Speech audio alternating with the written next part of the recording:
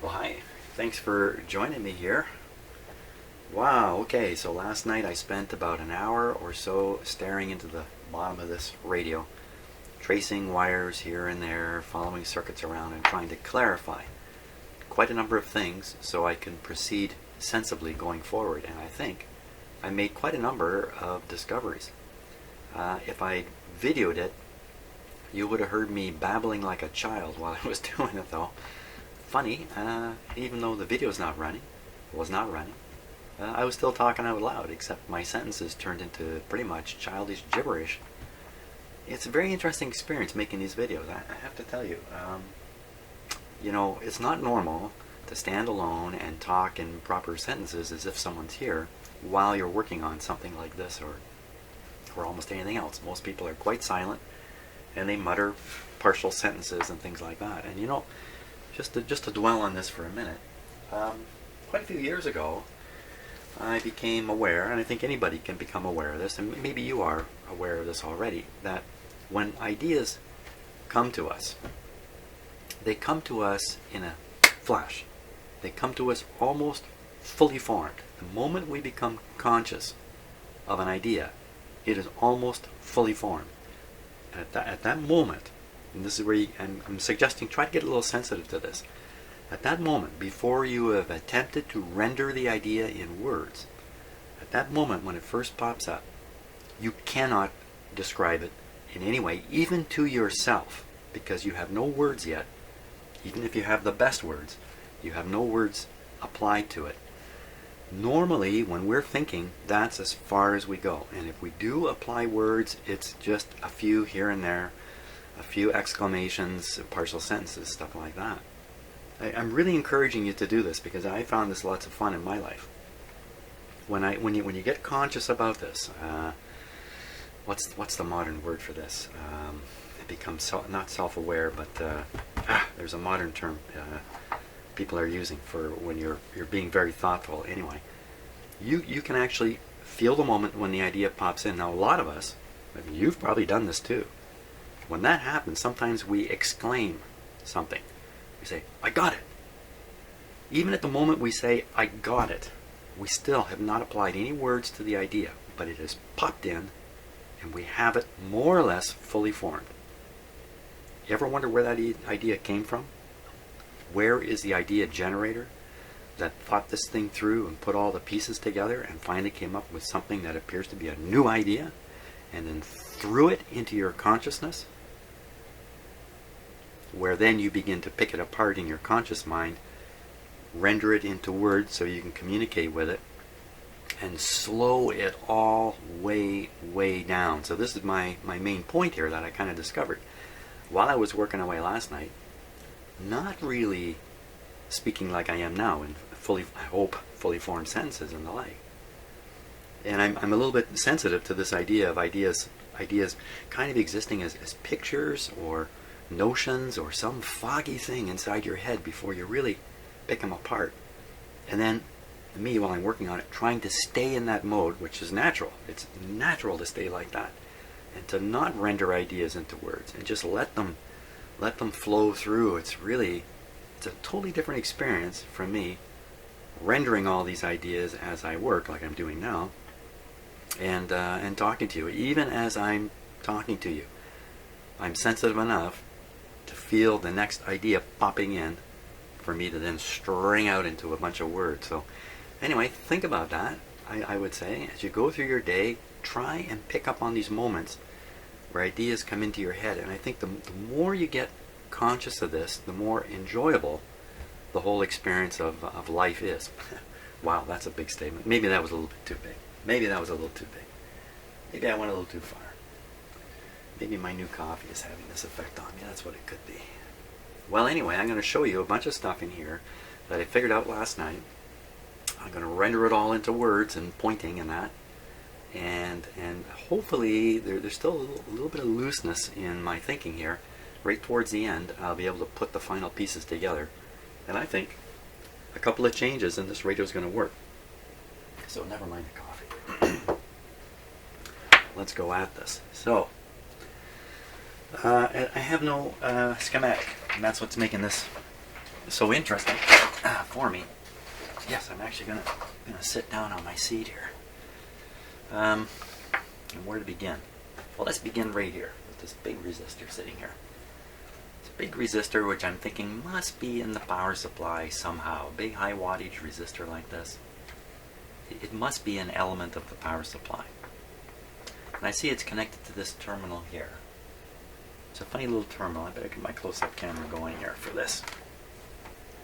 It's a funny little terminal kind of sitting out in the open on the radio. Okay, let me just bear with me here while I fail to prepare myself fully for this video as usual. So I'm just getting my focus box up here. Let's focus out a little bit further. There. Okay, so I'm talking about this terminal right here. Okay, and this big resistor is connected here. Okay, so if you look, I just started exploring this. Remember, I don't have a schematic, so I just kind of have to recognize things. I see a wire coming off, disappearing into a hole. What's up above the hole? One of the IF cans is up there. See him there?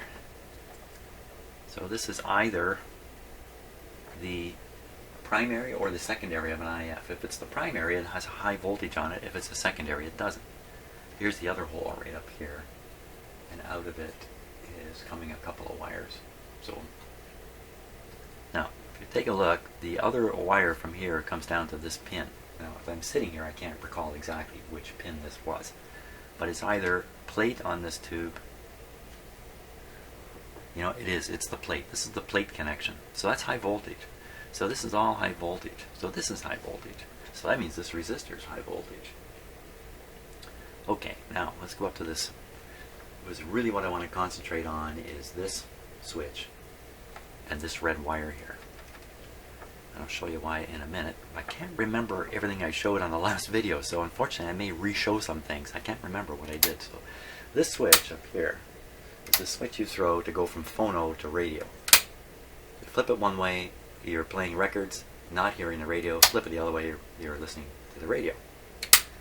Okay, so and it's a two-part switch. It's got 3 sections in the back, or 3 terminals in the back and 3 in the front. They have nothing to do with each other. This is just 2 switches with one throw, one control. So if you notice, when it's in phono mode, this terminal is connected to nothing. It's connected to this unused terminal. When we put it into radio mode, this terminal, which I suspect has high voltage on it, is now connected to this terminal. So if we follow this wire, and look at this wire. Look at this wire, it's just out here in the open. That's really kind of weird, eh? What's it doing just floating out here like this? Something's been done to it in the past. I'm sure this was laid in a much neater way than this is now. Where does it go? Okay, it goes down to that tube, down there. Okay, what tube is that? Well, that's the front end tube. Where is it there? That's the front end tube, 6SA7, and that pin is the screen pin. Ah, okay. So throw the switch, apply or take away the screen voltage from the very first radio tube. What would that do? No screen voltage, no tube action. I'm pretty sure no screen voltage, this tube is shut down. So this is simply a way to quiet down the front end of the radio when you are playing a record. Very simple. Because the audio, no, I'll take that back. I was going to say because the audio is still present at the radio audio is still present at the audio amplifier. That's not true. That's not true because of the switch at the back. The switch at the back is operating, like this one at the front is an on-off. That's basically an on-off switch. Okay, just 2 terminals and it's either on or off. The one at the back, all 3 terminals are used. Now if you look carefully, the 2 terminals on the left have shielded wire coming to them. The shield is cut back a little bit, but you can see it there. Shielded wire. The one in the middle and the one on the left. Now in this kind of switch, the one in the middle is always operating, let's put it that way. So it's connected to the radio all the time, and the ones on the outside, the terminals on the outside, are being selected, either the one on the left or the one on the right. The one on the right has this red wire connected to it. So if we follow the shielded wires, let's follow the shielded wires. This took me a long time last night because there are just a big whack of components here. Believe me, it's so easy to make a mistake trying to trace this stuff. So the one on the left, if we trace it, it comes down here, down through here. See how the shield is soldered? It's repeatedly soldered. It goes into this big sleeve here, for just added, I don't know why, but it does. Big sleeve up to here, and then it gets involved in this network of resistors and capacitors. And this thing, that's the phono input. Here's the phono plug down there. So by selecting the left terminal at the back there, you're selecting the phono input and deselecting the other terminal. Now what's on the other terminal? Well, that should be the audio coming from the radio. That should be the audio coming out of the detector tube. So let's follow the red wire. Follow the red wire. Notice the red wire is kind of floppy. It's not really, I mean, you don't really see it there in 3 dimensions. These other wires not so floppy. This one, there's lots of excess wire here. And it disappears down behind the output transformer. Okay, so let's concentrate on the output transformer. We'll get back to the red wire in a moment. So here we can see 2 connections to the output transformer. Is this the primary we're looking at, and the secondary would be on the back? Or is this the secondary, and the primary would be on the back? And there's a terminal right here. On this terminal strip, why is that there? So it connects to this other wire which goes around. And where does it go? Don't be fooled, it does not connect to that terminal. This is really tricky business, tracing these wires. You can't be careful enough to continually prove to yourself you're on the right wire when you do this kind of thing. You know where it goes? It goes into, can you tell that that's a knot of wire down there? Can you tell that those wires are wrapped around? That's actually a knot. Why do you tie a knot? You tie a knot on wires that are coming out of the radio. There they are, these wires. This cable, which comes up to the speaker plug. Okay, so that's where the speaker cable of wires goes in. Goes in a hole behind here. They tied a knot to strain relief it. But of course, after the wires go through the knot, good chance trying to match what's out here with what's coming up here. That's going to be a little bit challenging. But one of those wires coming out of here is this wire connecting to this terminal. So what the radio designers said was, okay, so you're going to put in this output transformer, and we have to solder the wires. This wire can go to a terminal. Actually, it goes to the chassis here. That's where it's actually going. But the wire attaches to a terminal in any case. There's no terminal for the other wire to attach to. So they had to install a spare terminal so they can attach the wire here to the terminal and the wire here to the same terminal. You don't connect 2 wires together in a radio and leave them floating in space. That's never done by a manufacturer. So that's why that terminal is there. No other real reason. Now let's go back to the red wire. So the red wire gets down in behind here too. Is it going in the bundle?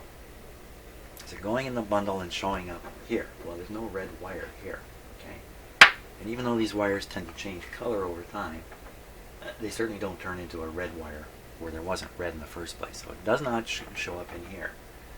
So where does it go? And look, there's another wire, this blue one here. Now, quite commonly, the primary side of an output transformer has a, guess what, red wire and a blue wire on it.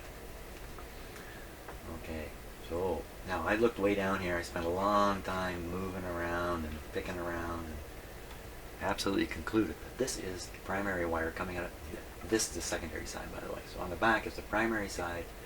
This is one lead, this is the other lead. This red wire, the red wire is the other primary lead from the output transformer, and it's connected to what I'm pretty sure is a switch that'll tie it right into the audio input. Wait a minute. This is supposed to be what? You're connecting this straight to the audio input of a radio? Come on. Does that make any sense to anybody? Look, okay, so I followed the shielded wire all the way back to the volume control up here. Okay. The volume control, you can see one leg, this one here, this front one, goes to ground. That's typical. The middle one, which is going to carry the controlled volume, if I can call it that, goes through a blocking capacitor, carries on to the radio. Okay, that looks good. So this last terminal has to be the main audio supply, either phonograph sound or radio sound, reaching that back pin on the potentiometer. And that's the wire. That's the wire. That's not the wire. That is the wire. You'll have to trust me. I traced it last night. That's attached to the center pin on the back of the switch there. That's no way should the output transformer be connected there. That's why this wire is kind of slack. It's not, you know, these wires are generally cut, you know, to the appropriate length. So what happened here? This is where the story starts getting a little foggier for me. This is the point I reached last night after about an hour. Well, you know, it seemed like an hour. It was probably half an hour of poking around in here and studying this thing and thinking about it. And if you notice, I have replaced this resistor, which I found open, and I've replaced a couple more capacitors here. This one was the molded capacitor. What was this one here? And this one, you know what, it just didn't look right to me. It broke off. I now realize a lot of these capacitors, these are not store-bought capacitors. These have been recovered from something because the leads are puny. See, on this little tiny lead here? Not, you know, it's just where that solder is. And they're all like that. Just a little tiny lead sticking out. So these are recovered capacitors. They've come from something. This one looks a little new. Got big long leads on it. So, recovered capacitors, somebody's junk box. Are these really the right size or not?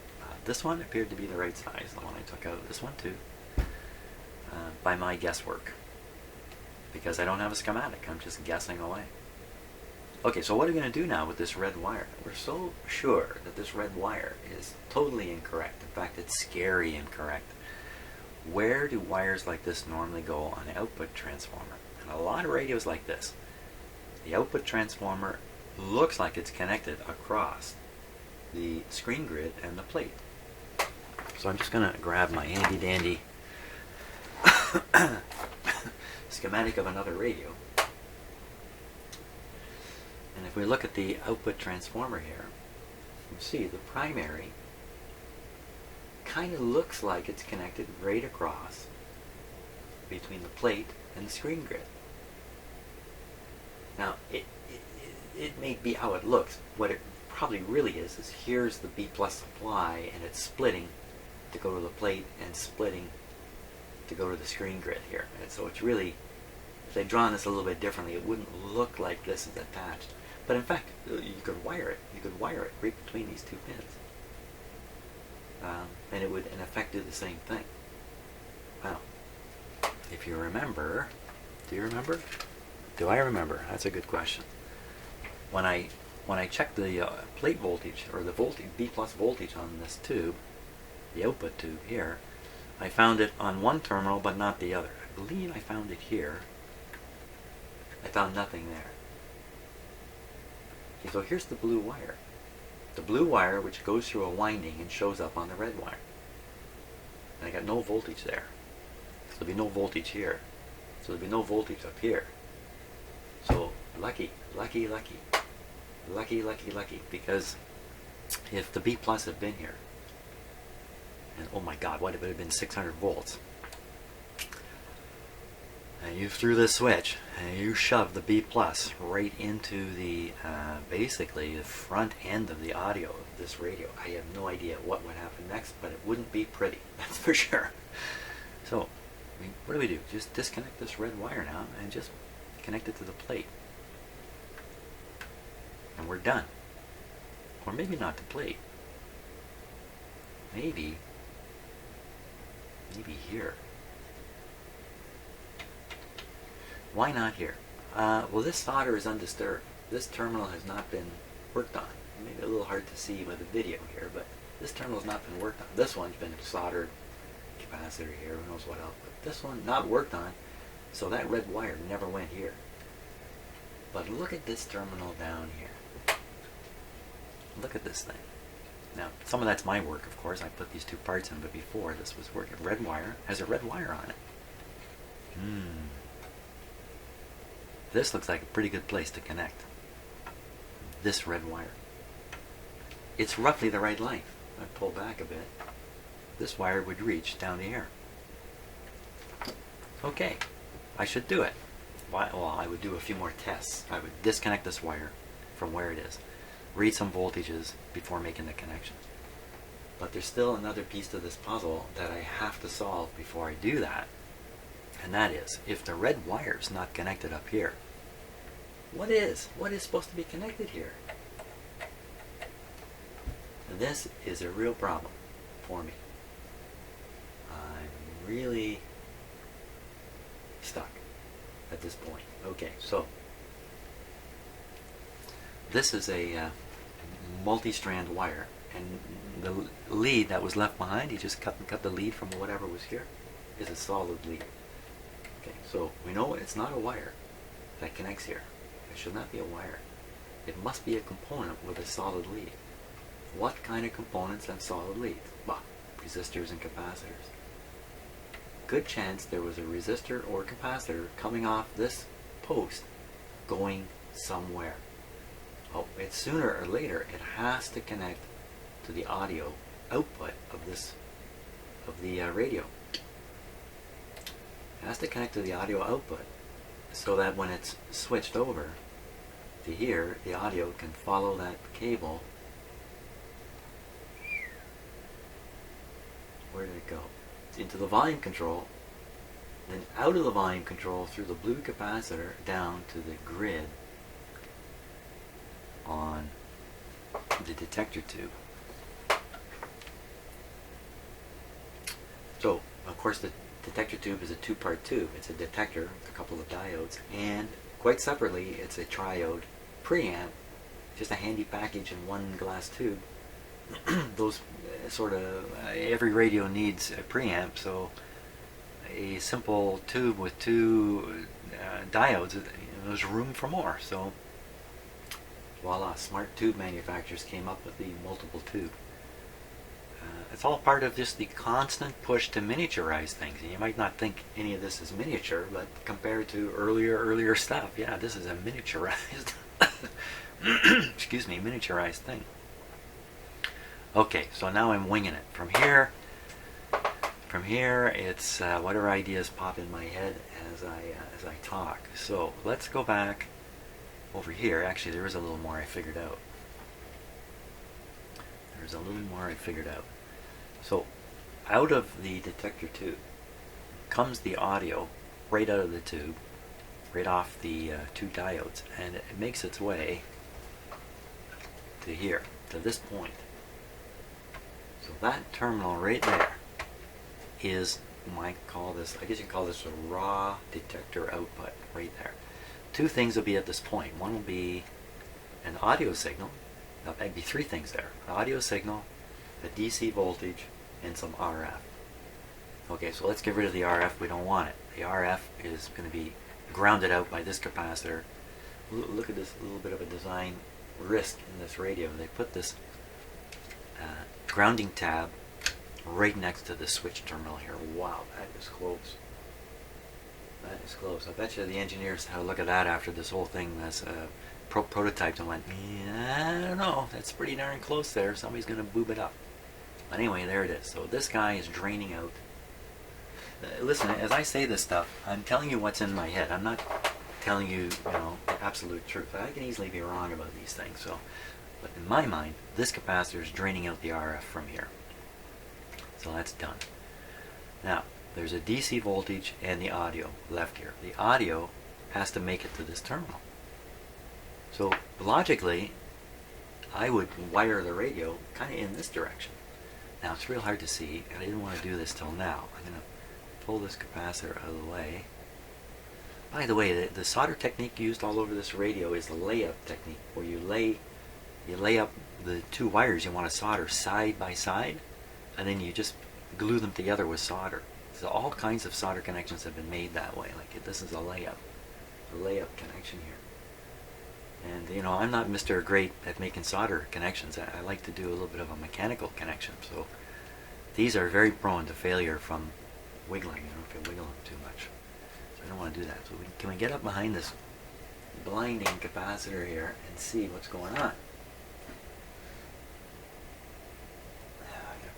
Let me just adjust my focal focus here and get a little closer. Okay. So, now, if you look, this is tricky to see. There, see that wire? I'll put it dead center of the screen. There, that wire hanging there. So, okay, wire hanging there. Wire hanging there. What's that terminal doing? The terminal goes to this resistor. Resistor goes to ground. It's probably a big resistor. The little guy, that guy there, orange. I don't know.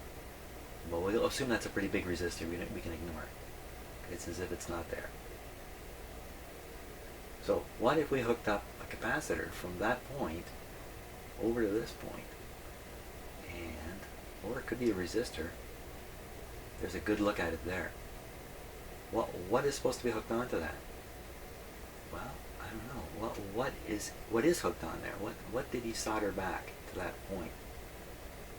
What did he solder back? So he cut something away, and then he should have soldered something back. Nothing. Nothing. So we have two terminals with wires sticking out. Nothing soldered between them. And it all makes sense to me. What if we go the other way? What if we go the other way? What if we go back this way? Go through this resistor, 2.2 megohm, big resistor. You know, when you go through a big resistor like that on your way to something, that kind of tells you that what's up ahead is a very high impedance circuit. So up here, it's probably very high impedance. It wouldn't bother with a big resistor otherwise. So it connects to this point. Now this funny terminal here, you just kind of go through it onto this wire here. You follow this wire, follow it along, follow it along. To show you something I noticed too in a moment, it goes to this. It goes to this 4-terminal plug. 4-terminal plug. See, some of these other wires, what are they doing? They're coming over here to this coil. So, well, what's going on with this plug? Well, okay, this plug is the antenna plug. It's pretty complicated, 4 terminals. There's a loop antenna in the back of this receiver. Very simple, but rugged looking, large loop antenna that plugs in here. Okay, so what are you doing? Oh, that's the wrong wire. There we are, that resistor. So what are you doing sending what? Audio or DC down this way? Well, it's DC. We're sending down this way, so there's no capacitor involved. Goes to the antenna. The DC goes through the antenna, comes back. Maybe this wire, maybe another wire. Sooner or later, that will connect directly to the grid of this first tube, the 6SA7. So that's how the ADC works, right? You have a DC voltage going up and down on the grid. So even though it looks like this is some kind of weird antenna connection, the antenna is connected to the audio, what the heck is going on? No, it's really AVC. ADC comes out. So see, it's all making sense to me, which is scary. Let me just hold my other hand. It's scary. Look at this. Why did this guy do this? It's got, okay, this is just a capacitor to ground. Big, long lead. Why do you do that? I have no idea why he did that. Surely you could have put this capacitor to ground in a more convenient way down here somewhere. I don't know. Just curious. But the other thing I wanted to show you, something I hadn't noticed till just now. Okay, so see this coil? Nice, delicate wires. They usually go to a terminal pretty close to the, oh, look at that wire in the back there. Look at that wire snaking around. There's a wire snaking around this little skinny, like there's excess bundled up there.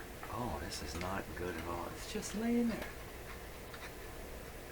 This is the easiest thing in the world to hook with a tool and rip off. And once you've ripped it off, maybe rip it off a terminal down there if you're lucky.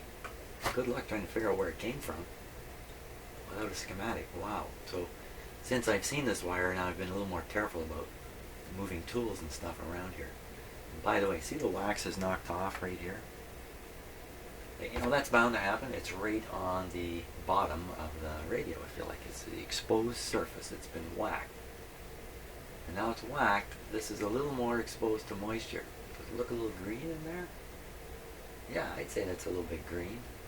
That's not good. You don't want to see green. Do not want to see green. Hopefully it's no problem there, but someday there will be. That's, I think, the story there.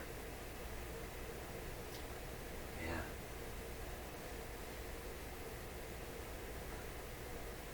Just double checking for shorts and stuff. Nope. Some pretty tricky work done in here. Not easy getting these parts way in there. That terminal looks at the back, way at the back where the resistor is. It looks like it's been resoldered. Way back there. Wow, to do that you'd have to drop this control out. It doesn't look like it's been dropped out. Oh, that looks a little dirtier.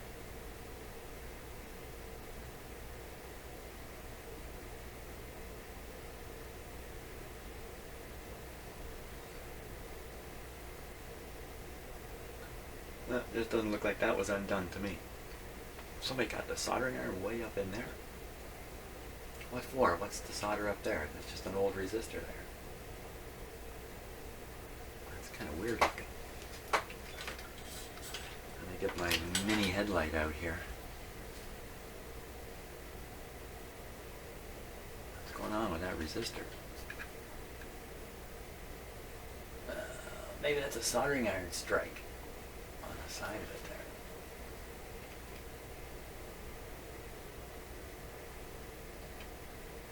Well, we'll assume it's okay.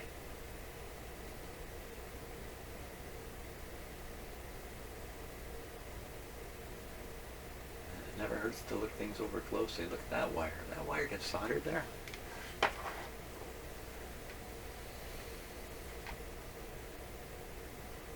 No, I think it's original. Yeah. Okay. Now back to our whole deal here. What are we going to do? Let me get the long shot going here again.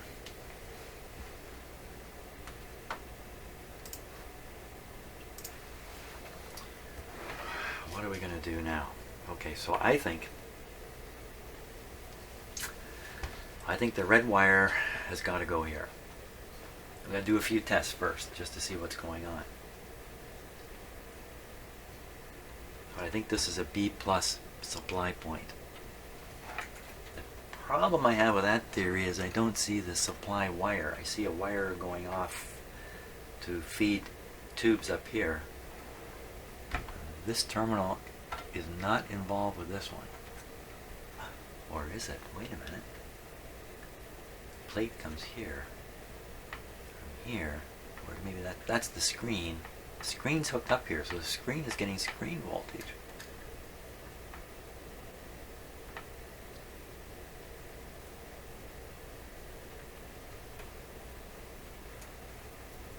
I don't know, I gotta poke around with a voltmeter, I think, and then kind of trace a few things around here before connecting this wire. I don't want to make a mistake with a B plus wire.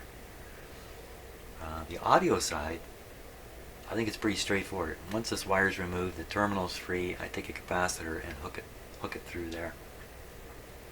My choice is capacitor or resistor. There's no other coil. There won't be a coil between there. So it's either there was a resistor there or a capacitor. That's my only choice. It's audio.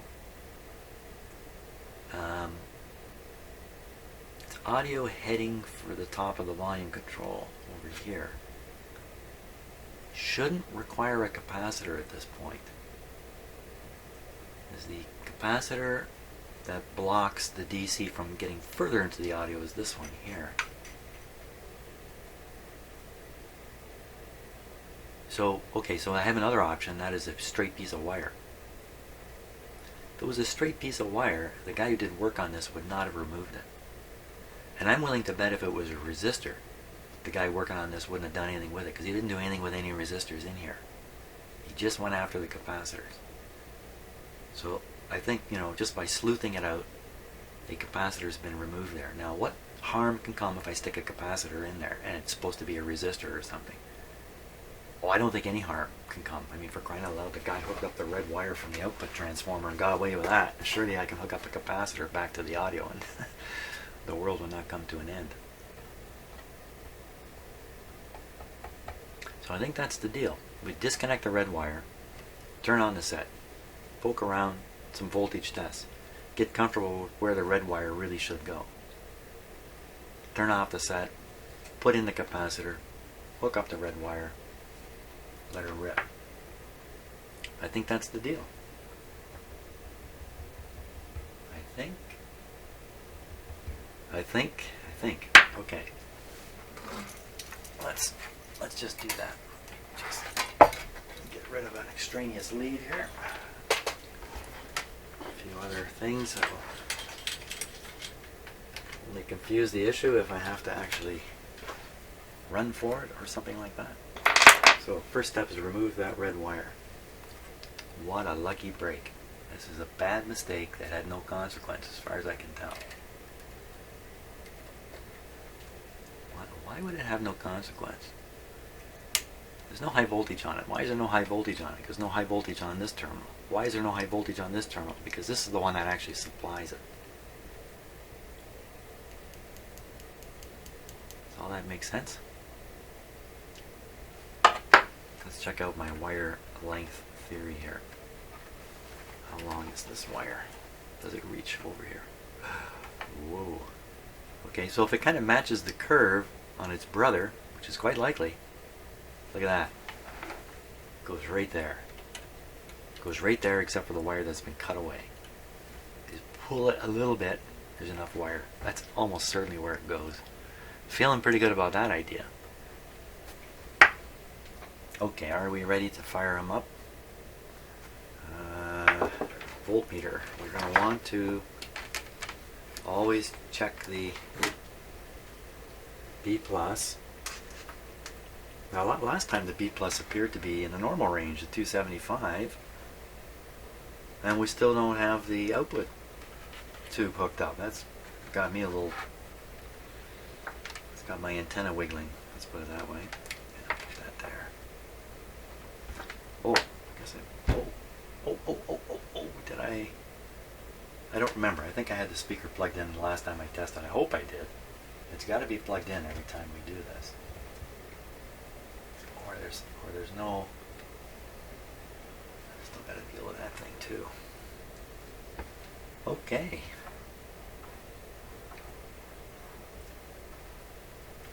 I think we're ready. What do you think? Do you think we're ready? I think we're ready. Volume down, switch on, power on. My light bulb came on, fairly bright, same as last time. I have a 25 watt bulb now in series with this radio, so it's really not getting much. In fact, if you can look at this meter, the one I'm pointing to, just up here. This meter I have wired in such a way that it shows the percent of full line voltage. So it's at 60% of full line voltage. Full line voltage is not 110, it's probably 120, 125. But you can watch this meter anyway, it's just its percent. Lots of meters watching the voltage. It's well under 100. It's down around 50% of 120. It has about 60 volts supplied to this set. And the dim bulb, it's still glowing, looks brighter in the camera than it actually is. But it's definitely holding things back. Perfect. Maybe that's why I only had 275 volts. Now I think I had it on full. Let's check it out. Oh, let's turn on the meter. Let's. I always say let's, but it's just me here. Just trying to be inclusive. Okay. I better put it at 1,000 volts here. So right on the top of the filter capacitors, capacitator as I used to call it when I was a kid. 190, perfect. That's good for my purposes. 173. It's really quite good for my purposes. You don't have to panic about a super high voltage. What's on the end of the red wire? Nothing. And what's on the blue? Good, nothing. If there was something there and nothing on the red, I would be quite upset. What's on this point? 174. And what's on this point? Hey, there's nothing on here. Wait a minute. Yes, there is. How come there was nothing and then there was something? So there we are. So these 2 points, I believe, from the designer's point of view, have been brought to the center of the radio here. Probably convenient for the design of the radio. But they're here. They're easy to access. You can disconnect these wires, reconnect, hook on your meter, all that stuff. It's really easy in a schematic to say, hey, look at that, look at that. Plate, screen. I think it's almost that simple. So once again, plate, but there's nothing there. Now remember I said, I can't see how this terminal could work. There's no wire supplying it. So my theory is starting to break down. This terminal has never been soldered. No changes made here. So I can't solder the wire to that terminal. It would have to be this one. But something remains missing, and that's the supply.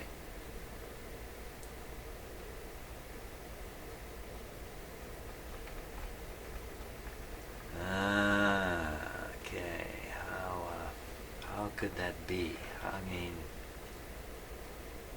how could that be? How? Okay, so let's go back and look here. So, okay, there's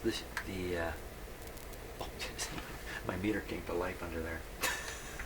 Just a coincidence. Okay.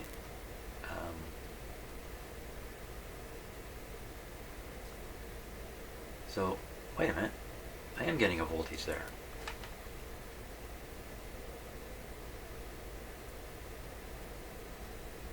Okay, hold on. Hold on. What's going on here? Okay, the screen, what I'm calling the screen terminal, 177, the plate terminal. Yeah, I just didn't push hard enough. 177, very same. You know what? These are connected across the back here. Oh, for crying out loud. I kept looking on this side of this terminal strip, and I could see this is not connected to that on this side. Don't drop that in there. But it's actually continuous, so this is all the same point here. Fantastic. This guy has to go here. He's going to pick up the voltage he needs. It's going to operate the plate. The screen already has voltage on it. Phew. I bet you if I just took that and hooked it up there, you know what we would hear? We'd probably hear the speaker come to life with a hum and a hiss and a crackle and a pop and all that stuff. No audio until I stick in the capacitor up here. Now, let's test up there. I think this is going to have DC voltage on it. Small. Oh, you know what? It'll only have DC voltage on it when there's an IF signal being detected, being rectified, producing the DC signal. Well, since the radio is pretty much dead, in fact, right now, which way is it switched? It's switched. Oh, okay, the radio is switched on. This contact here should have high voltage. Hey, what's going on there? 7. Okay, let me open circuit this.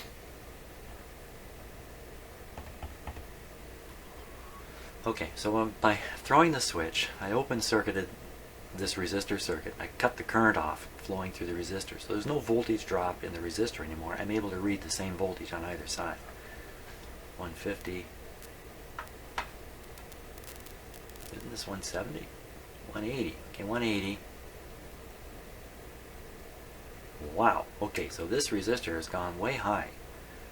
Because what's happening is it's now acting as a voltage divider with my meter.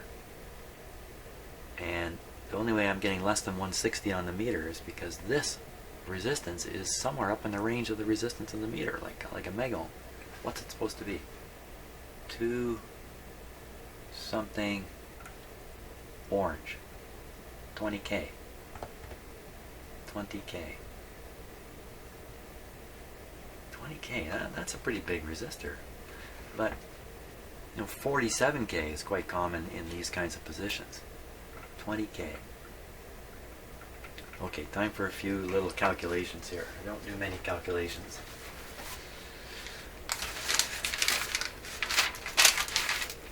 Okay, let's say on this side we've got 180 and we want 120 on this side. So in this case we'd be dropping around 60 volts. Now full voltage on the radio, everything goes up. So let's say this is supposed to knock out 100 volts.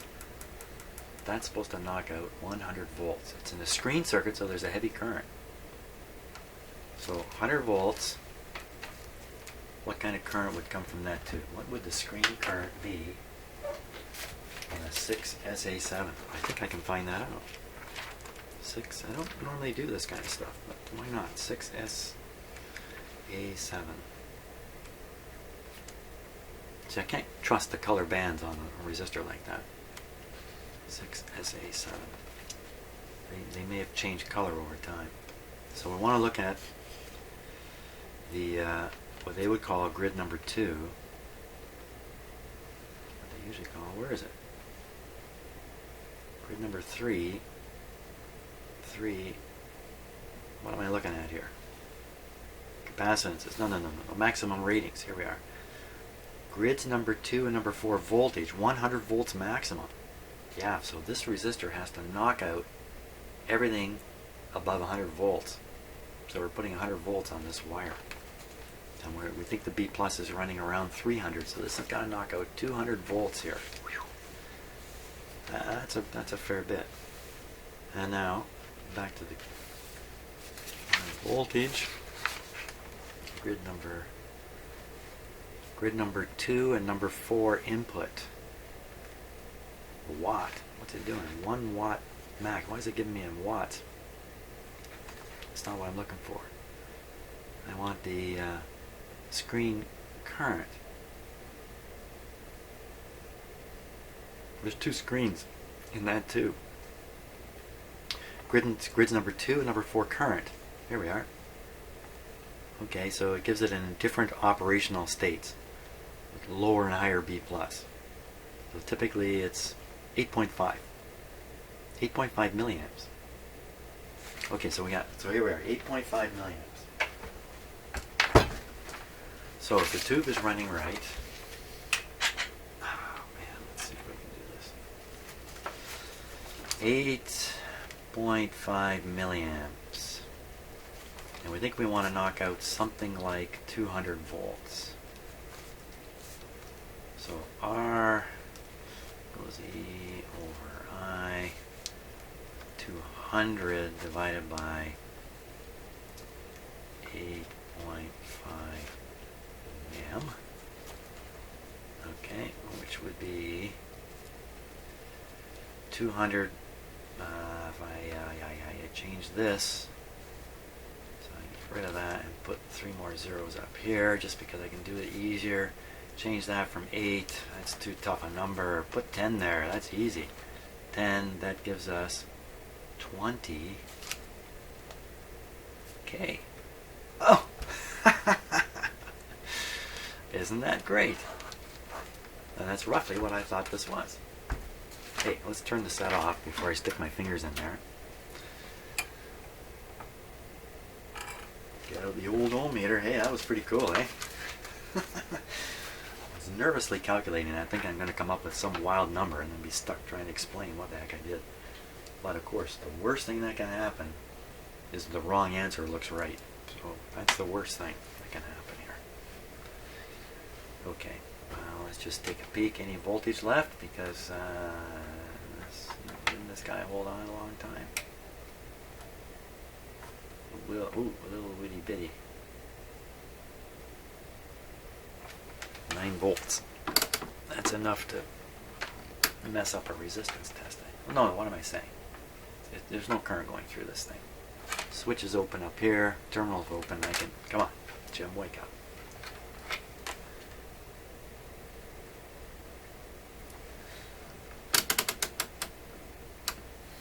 There we go. What is the resistance of this resistor? Oh my gosh. It's over the moon. No, something's wrong here. There he is.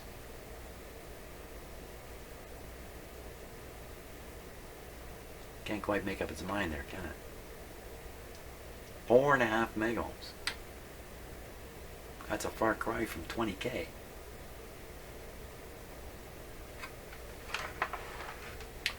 So, as usual, when you see a high wattage resistor, it's destined to do heavy duty. They put this in here because they know it's going to carry a heavy current. They put the smallest resistor they can afford to put in here. That's defined by how hot they'll let it get. I see how this thing's right up in the open here. They're really ready for this guy to get hot. Get hot, wear out soon. Remember that. Always keep cool. Keep cool, live long. Keep cool and live long. So he's got to go. So I gotta dig up a replacement arm. 20K, 5 watt. I wonder if I've got one.